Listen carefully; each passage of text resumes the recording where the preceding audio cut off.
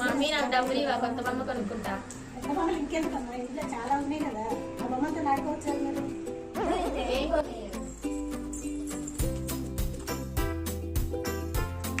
ఏంటి అందరూ ఆడుతా ఉంటే మీరేం చేస్తున్నారు ఈడ? అమ్మ కొత్త బొమ్మ కొనియమంటే కొనియట్లేదు. ఎప్పుడైతే ఏం కొనియరు.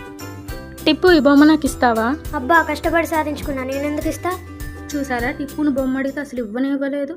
అలాంటప్పుడు మీ తల్లిదండ్రులు కష్టపడి సంపాదించిన డబ్బులు వాళ్ళ కోసం ఉపయోగించుకోకుండా మీకోసం, మీ ఆనందం కోసం, వాళ్ళ కష్టాన్ని లెక్క చేయకుండా మీకోసం ఎన్నో బొమ్మలు కొనిస్తే మీరేమో వాటిని పాడు చేస్తున్నారు. మీరు బొమ్మలు కావాలని అడగండి, తప్పులేదు, కానీ ఇప్పుడే కావాలని మాత్రం మారం చేయకండి. ఎందుకంటే ఇంకో కష్టమైన పని చేస్తే కానీ వారికి డబ్బులు రావు. అందుకే ఉన్న వాటిని పాడు చేసుకోకుండా వాటినే జాగ్రత్తగా ఉంచుకుంటే మీ మమ్మీనే మీరు మంచి పిల్లలని కొత్త బొమ్మలు కొనిస్తున్నారు. బాగానే జాగ్రత్త చేశారుగా. ఇంటికి వెళ్ళండి, మీకోసం కొత్త బొమ్మలు రెడీగా ఉన్నాయి. హో, మా మమ్మీ కొత్త బొమ్మలు తెచ్చిందా?